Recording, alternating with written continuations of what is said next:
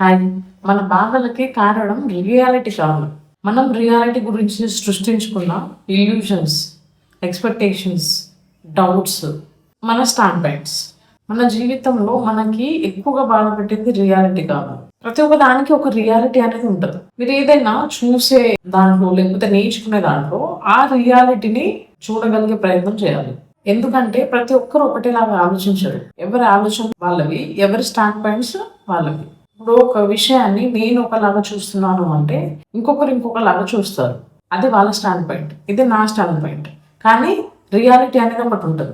దాన్ని గుర్తించగలగాలి. ఆ రియాలిటీ అనేది అందరికీ ఒకటే. అందుకే రియాలిటీని తెలుసుకుంటే దాంట్లో ఎలాంటి డౌట్స్ ఉండవు. ఎప్పుడైతే రియాలిటీని చూడగలుగుతామో అప్పుడు ప్రాక్టికల్‌గా జీవించడం మొదలుపెట్టి ఇల్యూషన్ నుంచి బయటకు వస్తాం.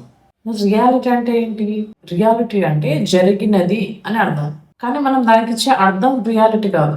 ఫర్ ఎగ్జాంపుల్, ఎవరో రిప్లై ఇవ్వలేదు మనం టెక్స్ట్ చేసినప్పుడు. అది నిజం. కానీ వాళ్ళకి నేను నచ్చను, లేకపోతే కావాలని ఆన్సర్ ఇవ్వట్లేదు అని అనుకోవడం మన ఇంటర్ప్రిటేషన్. మామూలుగా ఇల్యూషన్ ఎలా పుడుతుంది? మన బ్రెయిన్ అనేది వెంటనే స్టోరీస్‌ని క్రియేట్ చేసేస్తుంది.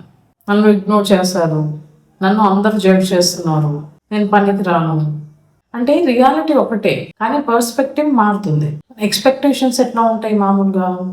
అందరూ నన్ను అర్థం చేసుకోవాలి, నా లైఫ్ ఇలా ఉండాలి. ఇలాంటి ఎక్స్‌పెక్టేషన్స్ రియాలిటీని యాక్సెప్ట్ చేయనివ్వవు.